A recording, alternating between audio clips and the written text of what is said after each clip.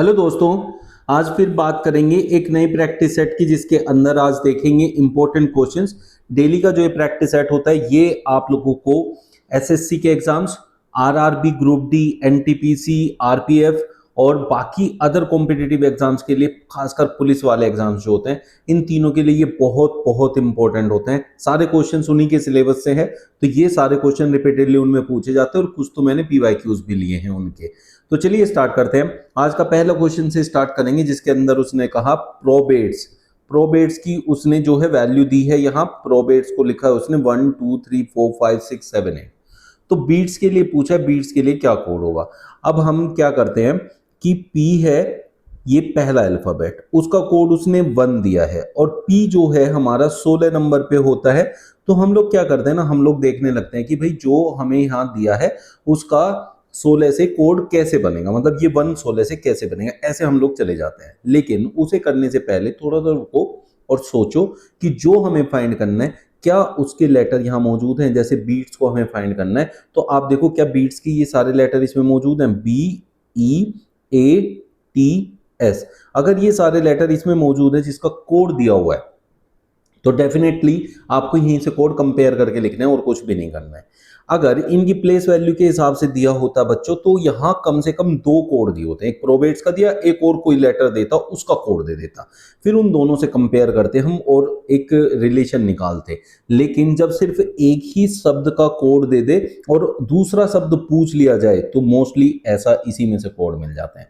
अब देखें, B E A T S, T और एस, देखो लास्ट में एस कितना है, 8 नंबर है, ठीक है। फिर उसके बाद टी यहां तीसरे नंबर वाला 6, जिसके लास्ट में 6 8 होगा वही आंसर होगा, और 6 8 लास्ट में सिर्फ एक ही है। लेकिन पूरा बना लेते हैं। बी कितने नंबर पे है, यहाँ चौथे नंबर पे है, चौथे नंबर पे 4, ठीक है। बी 4 है तो 4 से स्टार्ट होना चाहिए।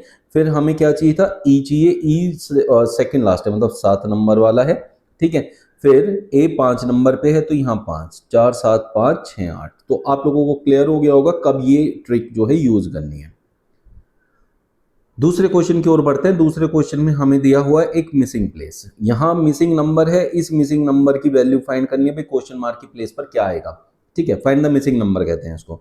तो आप लोगों को जो प्लेस पे वैल्यू गायब है जिसके बारे में वो पूछ रहा है, उसी प्लेस पे बाकी जगह देखना है क्या क्या दिया हुआ है। जैसे पहले प्लेस पे देखे 72, तो 72 और यहाँ 720, बाकी जगह आप देखो ऊपर 4 2 3 3। जब ऐसे छोटी छोटी संख्याओं से एक बड़ी संख्या बने, वहां जहां का आपसे मान पूछा गया है, तो आपको देखना है इन छोटी छोटी संख्याओं से बड़ी हमेशा गुणा के हिसाब से मिलती है। वो कैसे मिलेगी, आमने सामने की संख्या को गुणा कर सकते हैं या फिर पास पास वाले का। तो पहले हमेशा आमने सामने की संख्याओं को गुणा करना है। जैसे 4 3 12 हो गया। अब 12 का 72 से क्या रिलेशन है, 12 का 6 गुना। अब ये देखो 3 दूनी 6 है, तो मतलब आमने सामने की गुणा करनी है और उनकी आपस में गुणा करके जो आएगा वो आपका आंसर हो जाएगा। बाकी अगर देखा जाए 3 3 9 9 दूनी 18 18 चौक 72, मतलब चारों की बाहर वाली संख्याओं की गुणा करके हमें बीच वाली संख्या मिल गई है। अब ये क्या दूसरे वाले में अप्लाई होता है, देख लेते हैं। 4 दूनी 8, 8 नम 72 धाम 720, सबकी गुणा करके हमें 720 मिल रहा है, तो यही हमें करना है, तो सबकी गुणा कर देते हैं। तो 6 चंग 36, 36 दूनी 72 धाम 720, एकम 720, तो ऑप्शन बी आपका करेक्ट आंसर बनेगा यहां। ऑप्शन थर्ड, ये है खुला पासा। खुले पासे से जब बंद पासा बनाते हैं तो उसमें विपरीत कौन कौन होते हैं और कैसे वो बनता है, बात को समझते हैं। पहला तीसरे के विपरीत होता है, दूसरा चौथे के विपरीत होता है, और इधर का जो ये कान अलग से निकला हुआ है, इधर के कान निकले हुए के ऑपोजिट होता है, क्योंकि अपोजिट वाले कभी भी साथ में नहीं हो सकते, इसलिए। तो ये पहले वाला दूसरे वाले के साथ में लगा हुआ है, तो पहले वाला दूसरे के क्या हो सकता है, साथ में नहीं हो सकता, मतलब विपरीत नहीं हो सकता। हमसे विपरीत पूछा है, तो ये साथ में हो सकता है, विपरीत नहीं हो सकता है। जो साथ साथ लगे हैं वो विपरीत कभी नहीं हो सकते, तो इसलिए 5 वाला, ये पहले वाला दूसरे के विपरीत, और दूसरा तीसरे के, और तीसरा चौथे के विपरीत कभी भी नहीं हो सकता। इसलिए हम क्या करते हैं, देखते हैं पहले को तीसरे से, दूसरे को चौथे से, और ये वाला हिस्सा राइट साइड पे है, ये लेफ्ट पे, तो ये दोनों भी एक दूसरे से जुड़े हुए नहीं है, तो ये भी एक दूसरे के विपरीत होंगे। तो आपसे पूछा है A1 के विपरीत, A1 के विपरीत एक कितने पे है, A1 तीसरे पे, तो वो पहले वाले के विपरीत होगा, पहले वाले पे U5 है, तो ऑप्शन डी आपका करेक्ट आंसर बन जाएगा। किसी एक निश्चित कोड भाषा में राज को 87 लिखा है। ऐसे जो भी क्वेश्चन है, जैसे यहाँ राज लिखा है और सामने है 87, तो हमेशा इनकी प्लेस वैल्यू से आपको आंसर मिलेगा। अब आर हमारा 18 नंबर होता है, ए 1 होता है, जे हमारा 10 नंबर होता है, ये हो गया 29। अब 29 का 87 से क्या रिलेशन है, बस हमें ये चेक करना होता है। अब 29 से 87 का रिलेशन आपको पता है, 29 का 3 गुना 87 होता है, ये बात आप लोग अच्छे से जानते हैं। तो 29 का 3 गुना क्यों किया वो समझो। 3 गुना करने का रीजन होता है, 3 गुना करने का रीजन क्या है बच्चों यहाँ, क्योंकि हमारे पास 3 ही लेटर हैं तो इसलिए हम इसका 3 गुना कर देते हैं। ठीक है, रैंडमली 3 गुना भी हो सकता है कि भाई संख्या को जोड़ा और 3 गुना कर दिया, वो हमें अगले वाले से पता चल जाएगा। जैसे यहाँ हमें गीता लिखा है और 148। अब हमें देखना है कि भाई जी कितने नंबर पे आ रहा है, ए कितने पे, टी कितने पे और आई कितने पे। ये सारों को हमें लेना है। जी 7 पे होता है, आई 9 पे होता है, टी 20 पे होता है और ए 1 पे होता है। यहाँ जोड़ लेता हूँ क्योंकि ये आसान हो जाएगा। 9 और 1 10 और 7 17, यहाँ एक आएगा 37। अब 37 का कितना गुना 148 होता है। अगर 3 गुना होता होगा तो रैंडमली मल्टीप्लाई किया है 3 का, और अगर 4 गुना होता होगा तो यहाँ 4 लेटर है, फिर लेटर के हिसाब से किया होगा। तो 7 चौक 28, 3 चौक 12 और 2 14, तो 148 आ गया ना। देखो ये रहा। तो इसका मतलब हमने क्या किया, इनकी प्लेस वैल्यू को ऐड किया है और फिर जितने लेटर है उतने नंबर से मल्टीप्लाई किया है। तो इसी चीज को फॉलो करते हुए हम अपना आंसर निकाल सकते हैं ना। चलो निकालते हैं। वरुण के लिए पूछा है, वी जो है हमारा कितने पे होता है बच्चों, 22 पे। ए का 1 बीसी में जोड़ देता हूं, 23 हो जाएगा। आर हमारा 18 पे होता है। एन यू हमारा 21 पे होता है और एन हमारा 14 नंबर पे होता है। इन सबको जोड़ेंगे तो आया 76। अब 76 का 1 2 3 4 5 5 गुना करना है। तो इसका मैं जब 5 गुना करने लगूंगा तो 76 का आधा करेंगे और एक जीरो लगा देंगे। जिस संख्या की 5 में गुना होती है उस संख्या का आधा करके एक जीरो लगा देते हैं, तो ऑप्शन बी आपका करेक्ट आंसर हो जाएगा। 5 से गुना करने की ये ट्रिक भी आप याद रख सकते हैं। हॉकी खिलाड़ी, कवियों, रबर की गेंदें कौन से वैनारिक से दर्शाया गया है, ये आपका क्वेश्चन है। अब बात को समझो। हॉकी खिलाड़ी क्या होता है, एक मनुष्य होता है। कवि क्या होता है, वो भी मनुष्य होता है। रबर की गेंदें एक निर्जीव चीज है। ठीक है, तो हॉकी खिलाड़ी, ये एक हॉकी खिलाड़ी है। तो हॉकी खिलाड़ी जो भी लोग होंगे वो क्या कवि हो सकते हैं? हाँ भाई, क्या पता उनका शौक हो कवि। तो इसलिए, और जो कवि हैं क्या वो हॉकी खिलाड़ी हो सकते हैं? हाँ, क्या पता वो हॉकी खेलने का शौक रखते हो। तो कुछ लोग ऐसे होंगे जो हॉकी प्लेयर भी होंगे, यहाँ हॉकी वाला लिख लेते हैं। कुछ लोग ऐसे होंगे जो हॉकी प्लेयर भी होंगे और वो कवि भी होंगे, है ना। लेकिन कुछ होंगे इसमें से, बस ये वो लोग वो होंगे, ये वो कवि हैं जो हॉकी प्लेयर नहीं है, ये वो हॉकी प्लेयर है जो कवि बनने का शौक नहीं रखते हैं। ठीक है, तो ये रिलेशन दर्शाता है। जब कोई पूरा पूरा किसी के अंदर आता है उसे पूर्णतः समाहित कहते हैं। जैसे हम कहें पिता और जो है पुरुष, तो सारे पिता पुरुष होते हैं, वो उसमें पिता अंदर और पुरुष बाहर वाले को दर्शाएगा। लेकिन यहाँ पूरे पूरे नहीं हो सकते, सारे कवि हॉकी खिलाड़ी नहीं हो सकते और सारे हॉकी खिलाड़ी कवि नहीं हो सकते, इसलिए इसमें से कुछ हिस्सा उनका कॉमन हो सकता है। लेकिन हो सकते हैं, ऐसा नहीं कि नहीं हो सकते। और रबड़ की गेंद क्या है, रबड़ की गेंद कवि से और हॉकी से कोई संबंध नहीं रखती, तो इसलिए वो अलग बनेगा। तो ये दर्शाया गया है ऑप्शन डी में, तो ऑप्शन डी हमारा करेक्ट आंसर हो जाएगा। 25 का 18 से जो संबंध है, 37 का वही संबंध 27 से है, तो पूछा 49 का वही संबंध किससे बनेगा। अब आप एक बात समझो, 25 और 18 बहुत ज्यादा दूर दूर नहीं है, तो 25 से अगर 18 बना है तो मोस्ट प्रोबेबली माइनस करके बना होगा। क्यों बना होगा माइनस करके? क्योंकि 37 से 27 भी बहुत पास में है, ज्यादा दूर नहीं है, तो 37 में से कुछ घटा के 27 पे पहुंच गए होंगे। और तो इसी प्रकार से 49 में से कोई छोटी संख्या घटा के उसके आसपास का आंसर आ जाएगा। और ऑप्शन देखो सारे 34 36 27 39, तो मतलब सब्ट्रैक्ट करके आ जाएगा। तो इस टाइप से आप लोग समझ सकते हैं। हालांकि बहुत सारे बच्चे ना 25 देख के 49 देख के सोचेंगे यार वर्गों का कुछ खेल होगा, लेकिन यहाँ 37 तो किसी का वर्ग नहीं होता, तो वर्गों वाली बात को दिमाग से निकाल देना। अगर होता तो फिर यहाँ 36 होता, तब हम सोचते उसके बारे में। अभी हम देखें तो 25 18 में क्या डिफरेंस होता है। 25 में से 18 घटाऊं तो कितना आता है, 7 आता है। 18 7 25। लेकिन इस 5 7 को ही क्यों घटाया? यहाँ देखो 37 और 27 में इन्हें अगर माइनस करूँ तो कितना आएगा, 10 आएगा। तो यहाँ 7 घटाया, यहाँ 10 घटाया। अगर रैंडमली 7 घटाया होता तो यहाँ भी 7 घटाया होता, लेकिन अगर यहाँ अलग घटाया वहाँ अलग घटाया तो फिर एक यहाँ पे ना कुछ संबंध बनेगा, 7 आया होगा कहीं से। अब 7 और 25 का रिलेशन देखो क्या होता है, 2 और 5 को जोड़ू तो 7 मिल जाता है, 3 और 7 को जोड़ू तो 10 मिल जाता है। तो इसका मतलब इनके अंकों को जोड़ के वो माइनस किया है। जैसे 25 में से 2 और 5 को जोड़ के 7, उसे माइनस किया है। 37 का 3 और 7 होता है 10, उसे माइनस करके आए। तो 4 और 9 का जोड़ करके आएगा 13। तो 49 में से हम लोग 13 माइनस कर देंगे, 9 3 6 4 1 3 36 आना चाहिए, जो कि ऑप्शन बी में दिया हुआ है। ये रिलेशन आपको समझ में आ गया होगा कैसे करते हैं। पहले ही देखते भाई, पहले तो हमें ये समझना है ना, मैं आपको इतने सारे क्वेश्चंस में समझा चुका हूँ, अंतर कब लगाना है, गुणा कब करना है, वर्गों पे कब जाना है, तो उसी अनुसार फिर हमें ट्रिक लगानी होती है, उसी के अनुसार हमें से अप्लाई करना होता है। 7वें प्रश्न में देखो क्या कह रहा है, पी एम की बहन है, पी एम की बहन है।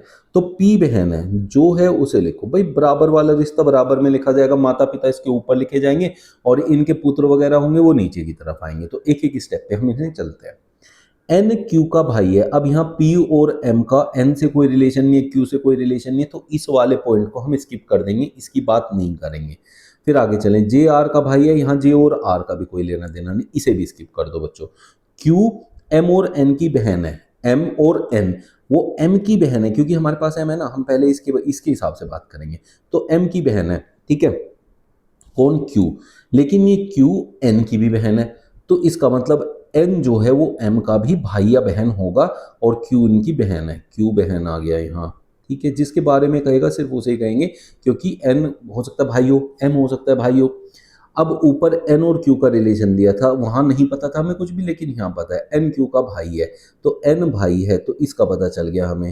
हालांकि अभी भी हमें एम का पता नहीं चला, लेकिन हमें ये पता चल गया सारे बहन भाई हैं, ठीक है। अब वो कह रहे जे आर का भाई है, जे और आर का अभी भी कोई रिलेशन यहाँ पर नहीं दिया है, इनमें से किसी से भी कोई भी संबंध जे का और आर का नहीं है। तो जे आर का भाई है, अब ये कहाँ होंगे, इनसे बड़े होंगे छोटे होंगे, लेकिन ये भाई बहन या भाई भाई हो सकते हैं, लेकिन इनका ऊपर वालों से कोई रिलेशन नहीं है। तो अगर इनमें से किसी से भी जे और आर का अगर पी एम एन क्यू से रिलेशन पूछने लगेगा तो हम नहीं बता पाएंगे। तो उसने ऊपर पूछा क्या, आर पी से कैसे संबंधित है, मैंने बताया ना इनका रिलेशन इससे बन ही नहीं सकता क्योंकि इनको जोड़ा ही नहीं गया एक दूसरे से। तो जैसे ऐसे मान लो मेरे बहन भाई की बात हो रही है और कोई एक परिवार है उसमें 2 लड़का लड़की है, तो वो कह रहे वो दोनों बहन भाई हैं। अब वो हमारे रिलेशन में आते हैं नहीं आते हैं, वो हमें जानते हैं नहीं जानते, वो कौन है हमें नहीं पता। लेकिन अगर मैं कहूँ वो मेरे मामा के लड़का है और वो उसकी बहन है, तो वो मेरी भी बहन हुई, मेरी बहन। लेकिन पहले मुझे उनमें से किसी से जोड़ना पड़ेगा किसी रिश्ते के थ्रू, वो यहाँ पे नहीं दिया है, तो इसलिए हम इन दोनों में से कोई से रिलेशन नहीं बता सकते। तो हम कहेंगे आंकड़े अधूरे हैं, क्योंकि जे और आर का रिलेशन इनमें से किसी से भी नहीं दिया हुआ है। उम्मीद करता हूँ अच्छे से क्लियर हो गया होगा, कोई डाउट होगा तो कमेंट कर सकते हैं। आकृति में कितने वर्ग हैं बच्चों, इसके लिए आप लोगों को पहले एक ट्रिक सीखनी है, वो ये है स्क्वायर वाली ट्रिक। स्क्वायर अगर आपके पास है और इस स्क्वायर में एक क्रॉस बन जाए तो वहां से हमेशा याद रखना 5 जो है त्रिभुज बन जाते हैं। अब 5 त्रिभुज कैसे बनते हैं, देखो एक ये बनेगा, 1 2 त्रिभुज नहीं, माफ कीजिए वर्गों की बात हो रही है, 4 ये बन गए और एक ये बड़े वाला होता है, तो 5 बन जाते हैं। तो देखना है ये क्रॉस किस किस में लगा हुआ है। अब अगर मैं देखूं तो हमारे पास यहाँ अंदर की तरफ एक ये वाला लगा लो जिसमें क्रॉस है कि नहीं है, ये रहा क्रॉस। एक ये ले लो, इसमें भी तो क्रॉस ही लगा हुआ है, इसमें भी तो ऐसे करके क्रॉस लगा हुआ है, तो 5 अंदर वाला देगा और 5 ये वाला देगा 10।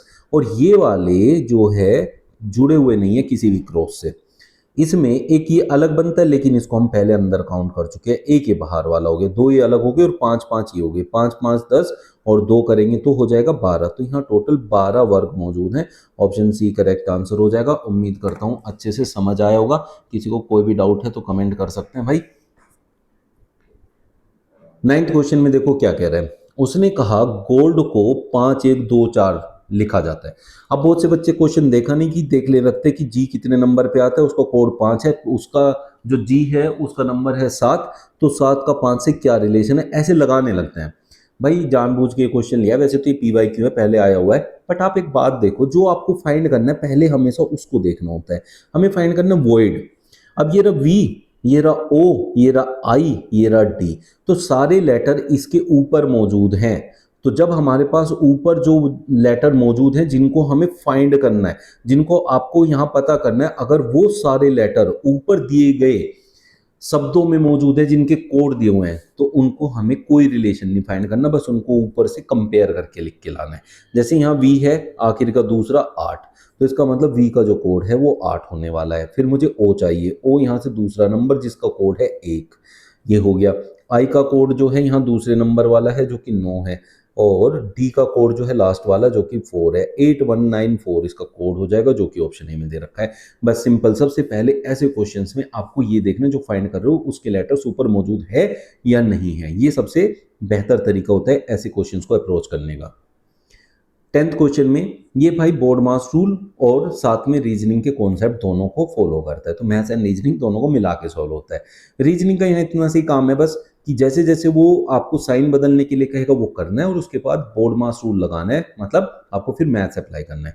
जैसे 40 और 20 के बीच में भाग दिया हुआ है, तो आपको देखना है उसने 40 भाग को क्या लिखने के लिए कहा है। उसने कहा है भाग का अर्थ है गुणा, तो हमें यहाँ गुणा का प्रयोग करना है। फिर उसके बाद उसने क्या कहा है, आप देखो यहाँ 20 और 4 का रिलेशन दिया हुआ है, 20 और 4 का रिलेशन है। अब उसमें देखो 20 और 4 के रिलेशन में क्या है, बीच में माइनस है, यहाँ दोनों के बीच में माइनस है। अब उसने कहा माइनस का अर्थ है भाग, तो हमें यहाँ लगाना है भाग, ठीक है भाई। यहाँ आ गया 4। फिर 4 और 8 के बीच में है प्लस। अब उसने कहा है प्लस का अर्थ है माइनस, तो इसे हम माइनस से रिप्लेस कर देंगे। और गुणा, गुणा का अर्थ है प्लस, तो यहाँ +6 आ जाएगा। बोर्ड मास रूल लगाएंगे। बोर्ड मास रूल हमें ये कहता है कि सबसे पहले हमें भाग करना होता है, कहता तो ब्रैकेट है लेकिन ब्रैकेट यहाँ है नहीं। 4 पंजे 20, तो 5 आ गया। फिर वो कहता है गुणा कर दो, यहाँ 40 और 5 की गुणा कर दो, 200 हो जाएगा। फिर उसके बाद वो कहता है जोड़ कर दो, तो +6 कर दो इसमें। और फिर वो कहते हैं माइनस कर दो, तो -8 कर दो। 206 में से 8 जाएगा तो कितना बचेगा, 198 बचेगा, जो कि ऑप्शन बी में दे रखा है। ये क्वेश्चन हर एक एग्जाम में रिपीटेडली पूछे जाते हैं। एसएससी का एग्जाम हो, आरआरबी का कोई से भी टाइप का एग्जाम हो, पुलिस का एग्जाम हो, हर जगह क्वेश्चन आएगा, ये आप हमेशा पाओगे हर जगह। 11वें क्वेश्चन में कह रहे हैं स्टॉर्म्ड को PUTQCDL लिखा जाता है, उसी कूटभाषा में कॉर्नर्स को किस प्रकार लिखा जाएगा। देखो बच्चों, हम यहाँ पीछे इस क्वेश्चन पे आते हैं। इस क्वेश्चन में आपके पास 2 शब्दों का कोड दिया है, फिर तीसरा पूछा है, तो इसका मतलब यहाँ चांसेस है कि इसके सारे लेटर ऊपर वालों में मौजूद हो सकते हैं। इसीलिए ऐसे क्वेश्चंस में आपको ऊपर वाले में सर्च करना है ये सारे लेटर वहाँ है या नहीं है। लेकिन इसमें दिया ही एक का कोड है और पूछा दूसरे का कोड है, इसके सारे लेटर ऊपर पाना बहुत मुश्किल है, नामुमकिन के बराबर है। तो इसमें कंपेयर करके आंसर नहीं आता है, सिंपल सा लॉजिक है। तो ये चीज़ें ऐसी हैं छोटी छोटी जिससे आपका एग्जाम में बहुत टाइम बचता है। अब एस का जो कोड है वो पी है, तो हमें देखना है एस पी से कैसे संबंधित है। अब जो एस होता है, एस हमारा कितने नंबर पे होता है बच्चों, 19 पे, और पी कितने पे होता है, 16 पे। तो बस ऐसे ही एक रिलेशन बना लेंगे। यू को उसने ओ लिखा है, अब यू और ओ होता है 15 पे, ठीक है, और यू हमारा होता है बच्चों 21 पे, ठीक है। अब यहाँ देखो 16 और 3 19, और 15 और 6 21, लेकिन अब ऐसे दिन डिफरेंस अलग अलग आ गया। तो इसी केसेस में अब जब आपका डिफरेंस थोड़ा सा भी वेरी कर जाए तो आप क्या करें, पहले इन्हें लिख लें अच्छे से। स्ट्रॉम्ड लिखा हमने, और इसका क्या क्या कोड है, PUTQCDL। अब बच्चों डी और एल का जब रिलेशन बनाने जाऊंगा ना, डी आता है 4 पे, एल आता है 12 पे, तो बहुत दूर दूर हो गए। तो इसलिए हमें ना इन दोनों से, मतलब जो जिस नंबर पे है उस नंबर वाले को उसी नंबर वाले से कंपेयर करके आंसर नहीं मिल रहा है। लेकिन देखो जरा, अब बड़ी प्यारी सी चीज दिखाता हूँ, आप ना कोड लिख लो इनके, जो जिस नंबर पे आता है। जैसे डी 4 पे आता है, एस जो है 19 पे आता है, टी 20 पे आता है, ओ 15 पे आता है, आर 18 पे आता है, एम 13 पे आता है, ई 5 पे आता है, एल कितने पे आता है 12, डी कितने पे आता है 4, सी होता है 3, और आपका क्यू जो होता है वो 17 नंबर होता है बच्चों, ठीक है। और टी हमारा 20 नंबर होता है, यू 21 होता है और पी 16 होता है। अब अगर आप इनको कंपेयर करेंगे ना, तो ये 15 नंबर था, आप सोचो ऊपर 15 वाला 16 वाले के बहुत ज़्यादा पास है, और 19 वाला 20 वाले के पास है, 20 वाला 21 वाले के पास है। तो इन तीनों का आपस में बहुत अच्छे से एक कॉम्बिनेशन बन गया, ठीक है। तो इन तीनों को आपस में ऐसे क्रॉस कर सकते हैं, इसको क्रॉसिंग मेथड कहते हैं। पहले वाले का तीसरे से, दूसरे वाले का दूसरे से, और तीसरे वाले का पहले वाले से संबंध दिया हुआ है। तो ऐसे ही 3 का पेयर इधर है, बना लो, 3 का वहां रिलेशन दिया तो 3 का यहां दिया होगा, और बीच वाले को कर दो बच्चों अलग। तो यहाँ क्या किया था, 19 से 1 बढ़ा के लिखा था, यहाँ 13 से 1 कम करके लिखा हुआ है, यहाँ 4 है तो 1 कम करके लिखा हुआ है, और यहाँ 5 है तो 1 कम, यहाँ एक एक प्लस करके लिखे हुए हैं, यहाँ एक एक माइनस करके लिखे हुए हैं, और बीच वाले को -1 किया हुआ है। इसी चीज को फॉलो करते हुए जिसका भी वो क्वेश्चन पूछेगा कि भाई इसका कोड क्या है, वो आप लोगों ने फाइंड कर देना होता है। जैसे यहाँ पूछा किसका है, कॉर्नर्स,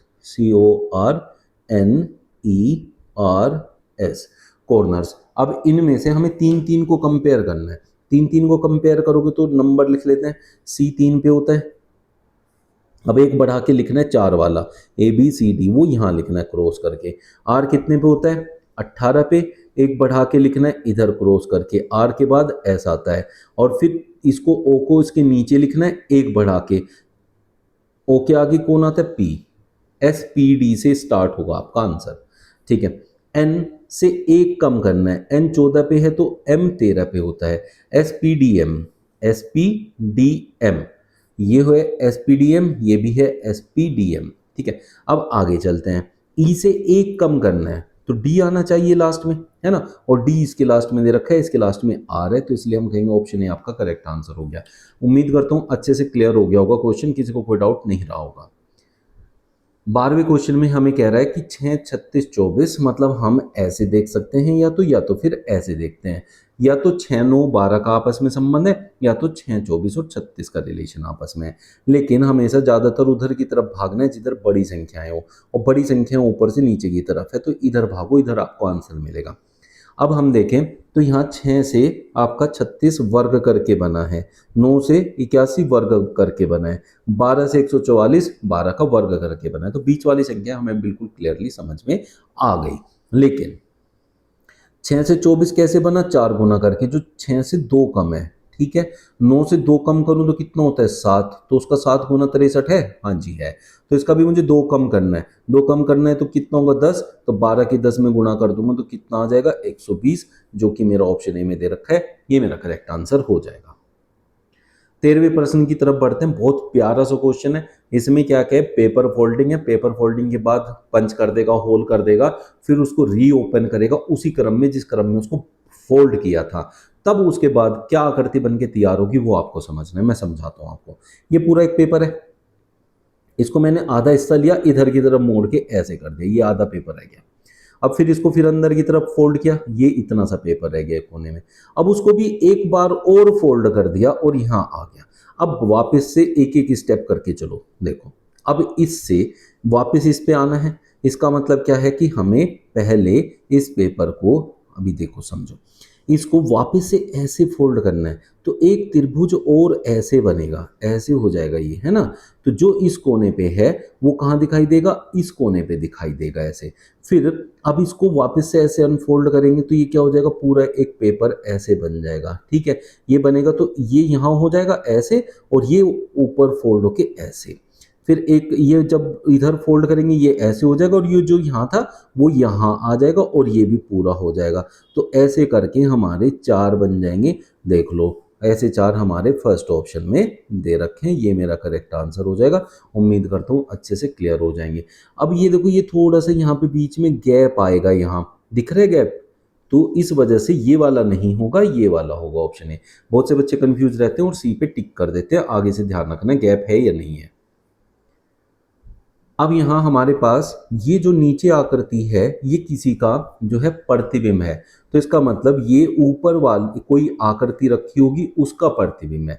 अब जब भी आपके पास कोई भी ऐसे आकृति है तो उसका अगर यहाँ पे मिरर रख दोगे तो इसमें ये ऐसे दिखाई देगी, ये ऐसे है तो ये ऐसे दिखाई देगी, इसका मतलब ऊपर ऐसे रही होगी।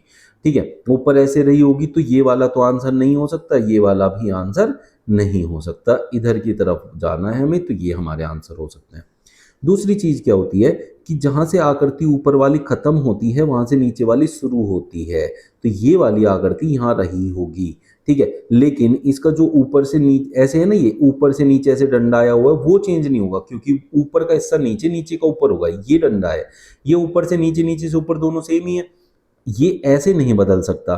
तो इसका मतलब क्या है कि इस वाले में देखो, इस वाले में पहली बात तो ये नीचे की तरफ चला जाएगा, ऐसे तो नीचे नहीं हो सकता। ठीक है, अब ये दोनों को अगर हम देखें तो हमारे पास ऐसा क्या बनता है, हमारे पास ऐसा सिर्फ यही बनता है। ठीक है बच्चों, और तो कोई सा नहीं बनता है, तो इसलिए हमारी जो प्रश्न आकृति थी उसकी उत्तर आकृति ऑप्शन ए से प्राप्त हो जाएगी। 15वें क्वेश्चन में कह रहा है आपको क्या बताना है, उस समूह को बताना है जो भारतीय हो। भारतीय हो तो मतलब ये भारतीय हैं, ये भारतीय हैं, तो इसमें से आंसर लेना जो भी लेना है। ठीक है, ये भारतीय हैं, तो भारतीयों के अंदर आपके पास कौन कौन है, एच है, जी है, सी है, ए है, बी है। ये देखो बच्चों, ऐसे आपको निकालनी है चीजें। ठीक है, ये जी है, तो ये आपके हो गए। उसके ऊपर उसने कहा है, दर्शाता है या तो कलेक्टर है, कलेक्टर कौन है, ये लोग हैं, कलेक्टर को लेना है लेकिन इस वाले सर्कल के अंदर से लेना है, जो कलेक्टर वाला पोर्शन है वो इसमें से ढूंढना है। तो ई और डी कलेक्टर तो हैं लेकिन इंडियंस नहीं है, तो उसमें से सिर्फ ए और सी बनता है, तो ए और सी मैं ले सकता हूं यहां से, ये रहा। ठीक है, फिर उसके बाद या महिला है, महिला भी हो सकते हैं, तो महिला को अगर मैं यहां देखूं तो ये कौन है, बी आ गया साथ में, ना हम जी को लेंगे ना हम एच को लेंगे, तो बी और आ गया, तो A B C option A आपका करेक्ट आंसर हो जाएगा।